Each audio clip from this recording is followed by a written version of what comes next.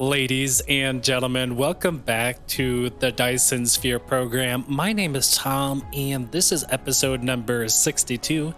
In today's episode, we are going to automate space warpers, and we will use those space warpers to travel to the nearest star system. I'm super excited, guys, so let's get started with episode number 62, the space warpers. Okay, that was a accidental jump. All right, so what do we need to do to automate space warpers? Well, it looks like we need to automate these graviton lens. Yes, so they take one strange matter and four diamonds. That's going to give us one graviton every 6 seconds. So to get one graviton every 1 second, we need 6 assembly machines. So let's automate the graviton lens. And I'm going to automate them right here. I think this is a good spot. So I'll place down the PLS here. And then I will do the output belt for the graviton lens here. And I will place a spray coater here. And then I will place down my assembly machines. And let's select the recipe for graviton lens and then copy and paste that recipe. Okay, so we need to call in some diamond and these strange matter. Okay, excellent. And so let's set this to 300. And we'll hit demand and demand. And then we can set this to be graviton lens. And let's call in some proliferator MK3.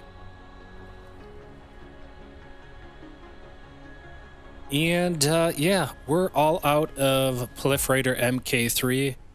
In fact, a lot of our production chain are lacking pretty bad. So I think in episode 63, 64, or however long it takes, we need to fix all these production chains. A lot of things are not producing, like magnets. We're not producing magnets because we don't have iron ore here. So that means we're going to have to go to Merak II, which is our smelting planet. And we're going to have to smelt some magnets on there. So yeah, I think that's going to be quite a bit of fun. I'm sure my smelting planet is nothing like yours, like your smelting planets. I'm sure your guys's look so much cooler than mine. But I'll try my best to do, you know, a good smelting planet, I hope. Anyways. So let's go in with the diamond and strange matter. And then I'm going to set the filter. And where is the strange matter? Here we are. And then I'm just going to copy that over.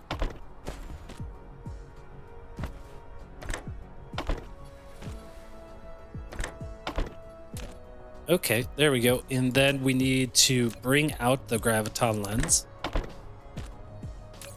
Okay. Set the filter and then paste. Okay, there we have it, guys. So let's give this some power. And yeah, we're officially automating graviton lens.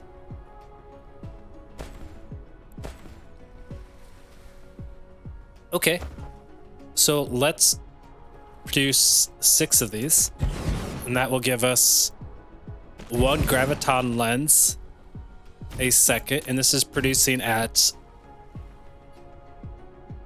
I think, MK2 assembly machines are at 1x. Okay, excellent. Okay, and yeah, this is good to go. So I'll trim back the belts. Okay. And then all the extra product that we had on the belts, I will just place back into the assembly machines. And then I'll take some drones, and I'm going to use right click to split the drones. And I'll place 12 of those in there.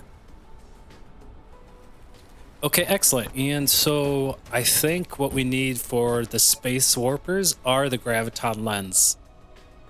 Okay, excellent. And there is an alternate recipe, which is the gravity matrix. So that's something we could definitely look into in the future. Now I'm going to place down a PLS here so that I give room for expansion of the graviton lens in the future. Okay, and let's do that output for the warpers. And I'm assuming we should proliferate the warpers. I'm not sure what the benefit would be. Maybe you can tell me. Okay, so this belt is for the graviton lens and this one as well. And I'm going to call in those graviton lens.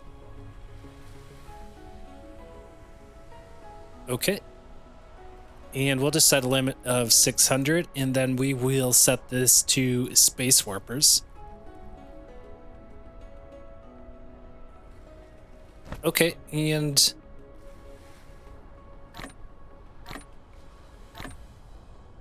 okay, and let's put 12 drones in there. And then we can come in with the graviton lens. Okay. And in over here. And then let's set the recipe for the space warpers. And then out with the space warpers.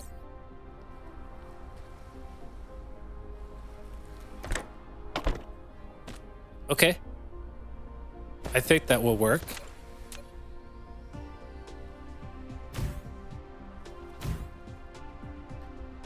And there we have it, guys. We are automating space warpers. Let's place a splitter here. And we will proliferate this in the future.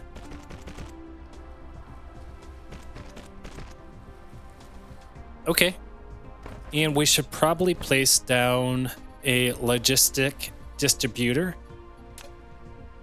here. We'll come in with the space warpers. And we'll just set a limit of 1.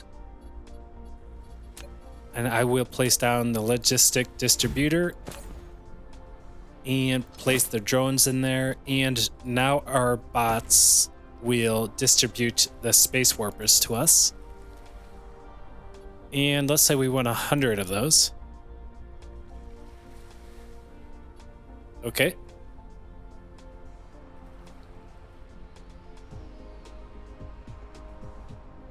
And it doesn't have power, so let's give it some power. Okay, excellent. So guys, we have space warpers. We have 16 of them. So let's take a look at our mecha panel and let's place these space warpers in here. And let's place the deuterium fuel rods in there. Okay, and looks like we have unlocked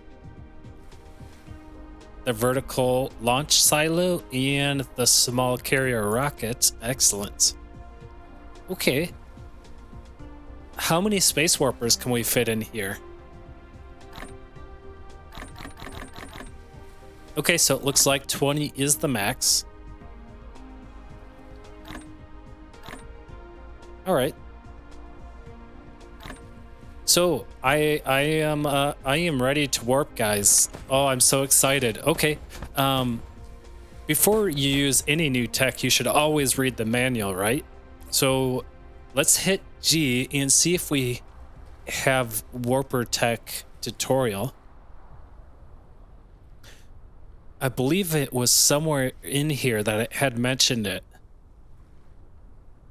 I think it was under Sail Option Guide. So let's read the manual on warping.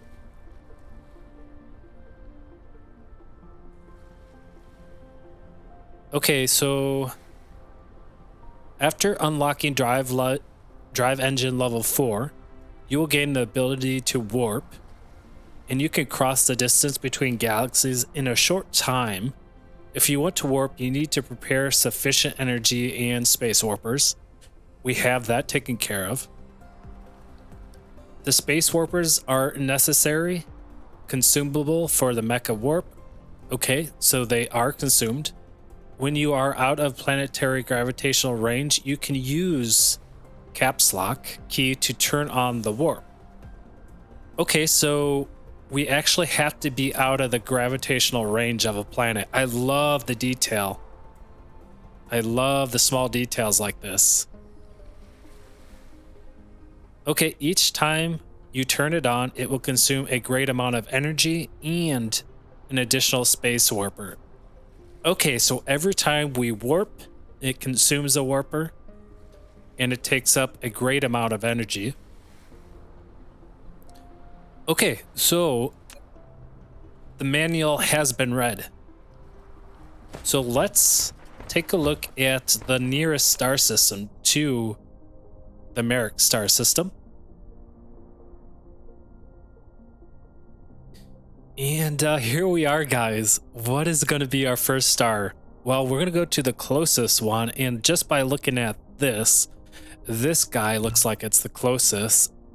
And he is how many light years away?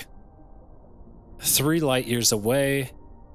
This is 5, 4, and 5. So yeah, we are going to go to the Elacrab star system, and it is a M-type star.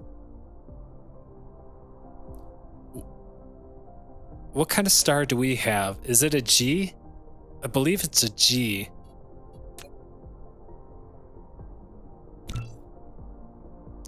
It is a G-type star. Okay.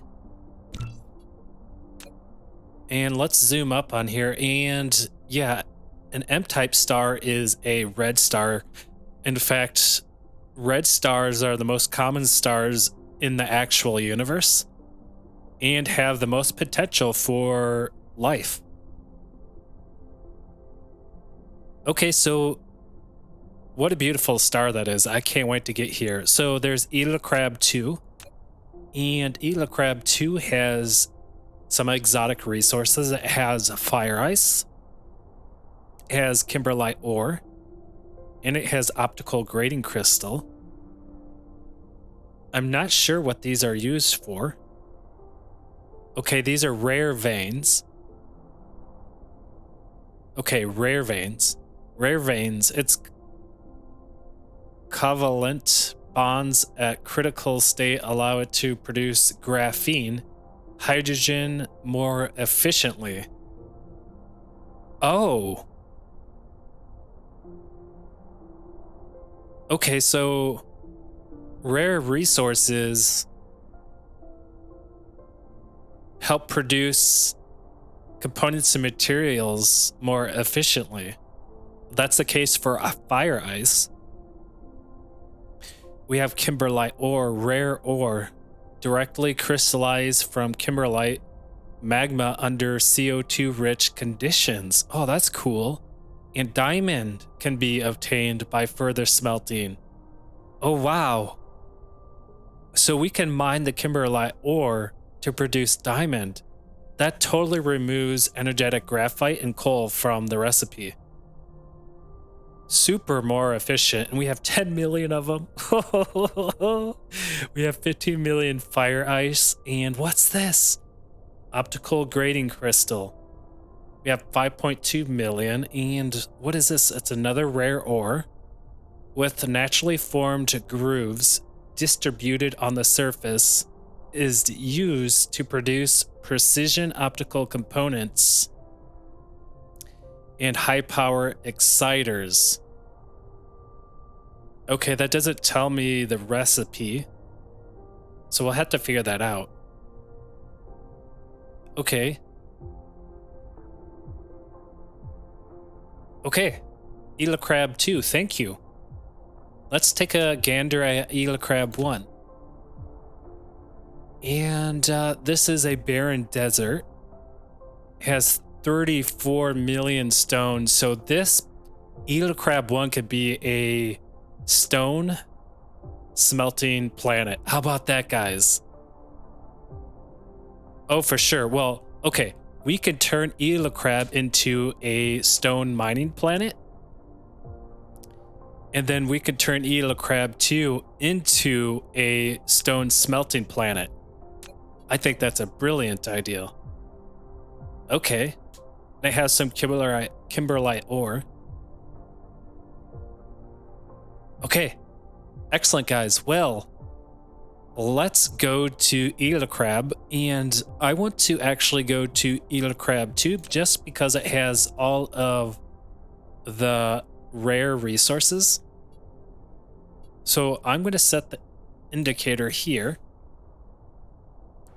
Okay, and I'm going to hit G one more time. And I just want to see how he warps. You press tab to warp. Do you just hit tab again to stop warping?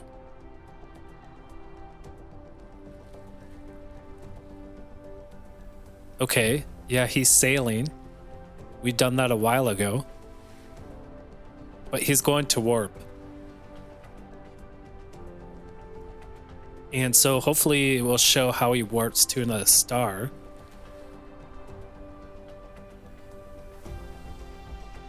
Okay.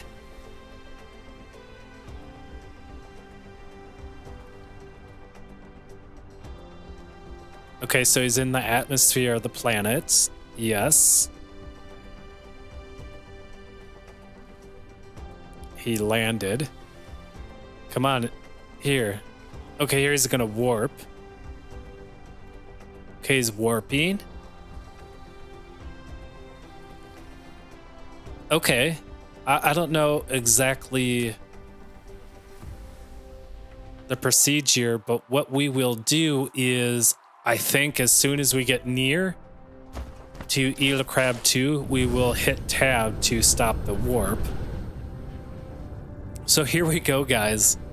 I'm so ready to warp and explore Elacrab II and find her mysteries. So we have left the gravitational pull of Merak IV, and so here we go, guys. I am so ready.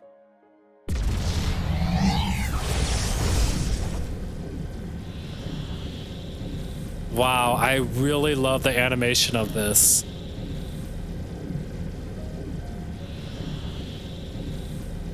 Oh, and it has it has an ETA.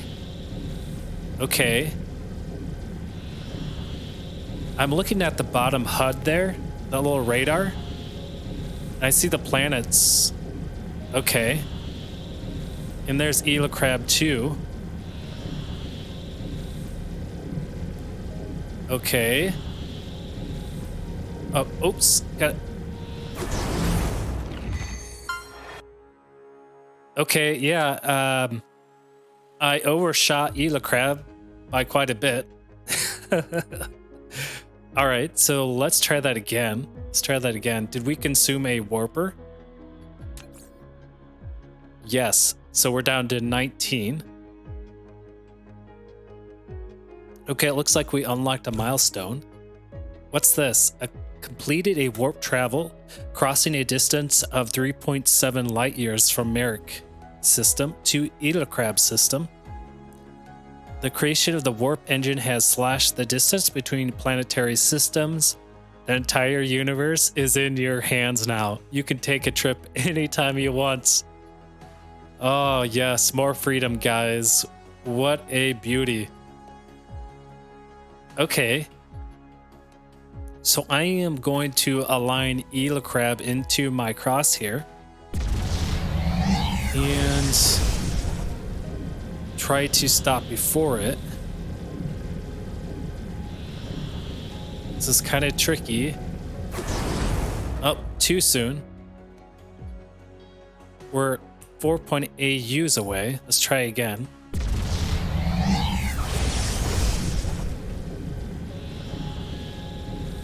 Okay, coming up to Elacrab. Oh!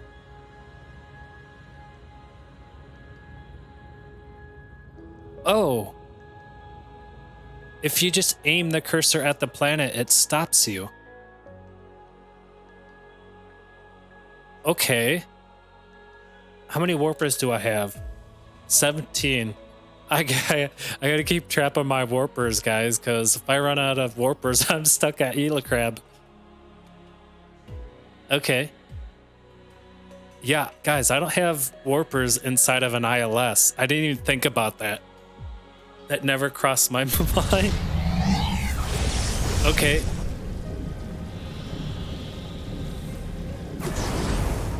Oh my gosh. Okay, so I'm going to aim at Elacrab II, and I'm going to try to warp into Elacrab II, and that should stop me from warp travel. So here we go.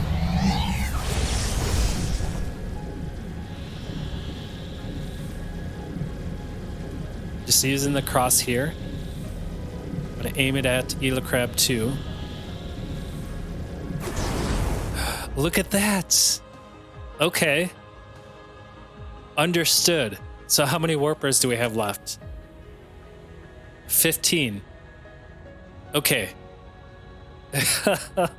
All right, so let's land on Elacrab II and look at all the rare veins here. And yeah, what a pretty planet. What is this?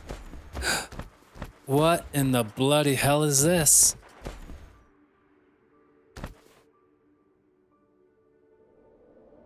Look at the geometry on that. Okay, this is by far the coolest looking resource I've seen. Wow, okay, very cool. What is this? This is the kimberlite veins. Okay, so we have kimberlite, and kimberlite is used in... So I see these little icons up here, so these must be the alternate recipe. So that's what I'm hovering over. I'm trying to look for kimberlite ore. Where is kimberlite ore used? I think it mentioned it here. Okay, that's right. It's used in diamond. Where is the diamond? Okay, here it is. Okay, so we can now produce diamond with kimberlite ore. Sweet. Okay, and let's turn on the veins distribution. And so that's kimberlite, and we have 10.1 million. And we have optical grading crystals. Let's take a look at that. Okay, it's purple. I really like the color of this. Okay, they look like copper and iron veins, but it's just colored purple. And what are optical grading crystals used for?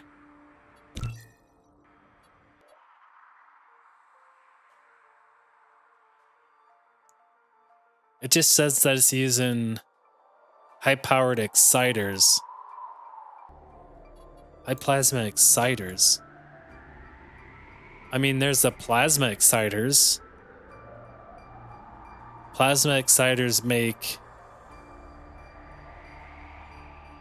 prisms. Prisms, what are prism used for? Photon combiners are used in our solar sails. And this is an alternate recipe. The Discovery optical grating crystal has diversified the production of photon combiners. Okay, here it is. All right, so now we cut out the middleman, which is the prisms. So we have now cut out the prisms, we cut out the glass, and we cut out the stone. Holy moly. That is super efficient. Okay. And what other secrets does Elacrab hold for us? Well, we have some fire ice, which is, well, it sounds like a contradiction to me. So, where's fire ice? Okay, we got some fire ice over here. Let's go take a gander at the fire ice. Here it is. Okay, so it reminds me of stone veins. Okay, so nothing really special as far as the appearance of fire ice, but so I believe the fire ice was used for the graphene, right? That's right. So we would take 2 fire ice and produce 1 hydrogen and 2 graphene every 2 seconds, which is super efficient as well. And so we are cutting out energetic graphite and coal, and we're also cutting out sulfuric acid, refined oil, water, and stone. And this is made in probably the chemical plant. Super efficient. Okay. All right, so I understand now that these rare veins are for alternate recipes that are efficient, a lot more efficient. Okay. All right. I think that concludes Elacrab II. Let's go take a look at Elacrab I. Okay. Well, Elacrab II, thank you. I've been thinking about you for the last 49 hours, and here we are. We've met face to face, and you revealed your secrets to me. Thank you. Oh, look at Elacrab. It's so pretty, guys. Okay. Let's go take a visit to Elacrab I.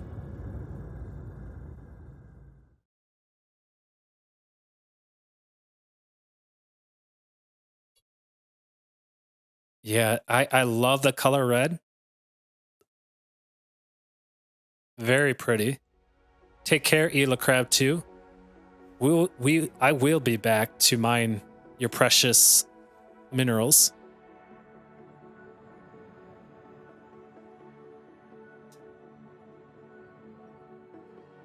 Elacrab, the star system has so much to offer us.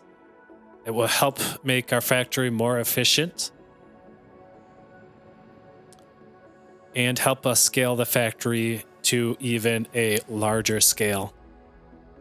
Intergalactic. Okay, Elacrab I, you are a barren planet. You are barren. but you have beautiful colors. I love the color. Okay. It reminds me of the moon. And I don't think Elacrab I is offering too much.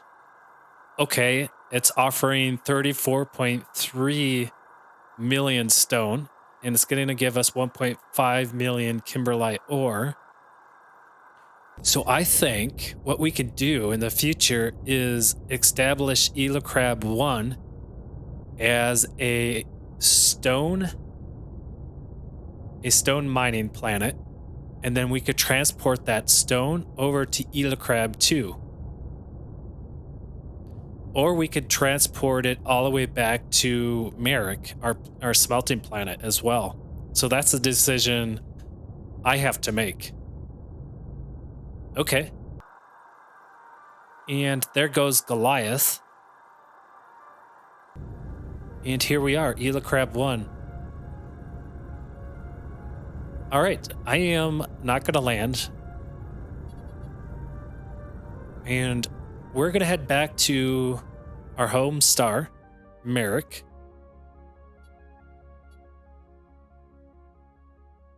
And so let's set the indicator.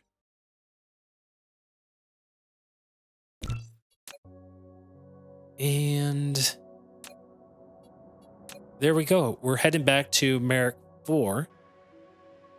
And how many space warpers do we have?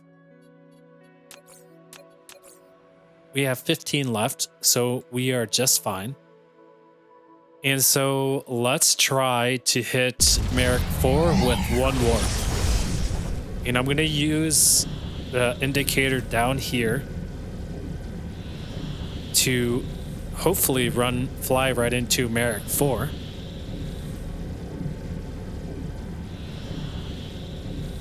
Okay.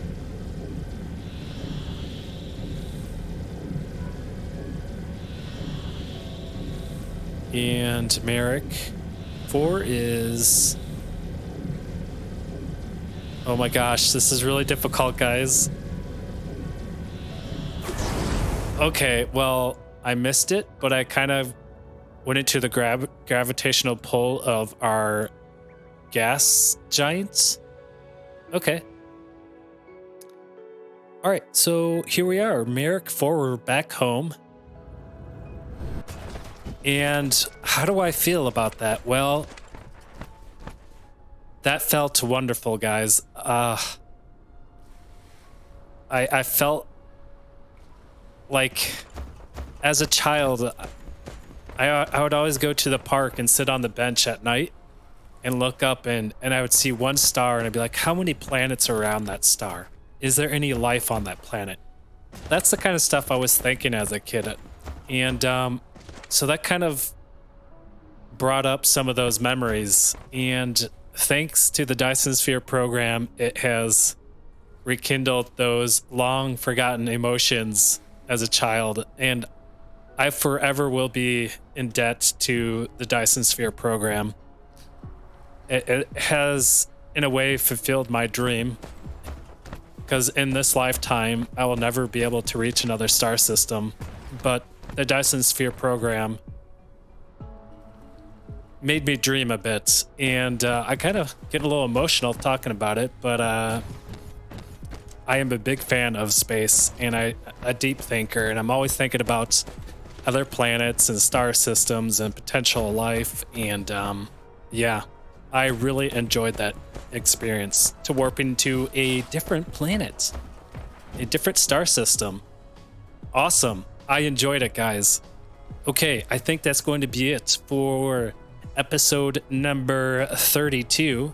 We have used the Space Warper and we explored our first star system, Elacrab. And Elacrab had revealed her jewels to us, which is several exotic resources that it's going to help us make our factory more efficient. So with that said, guys, in episode number 63, we are going to look at our production chains. There's a lot of production chains that are not working. we're probably going to have to expand our smelting on Merak II. So yeah, quite a bit of work we're going to have to do in the next few episodes.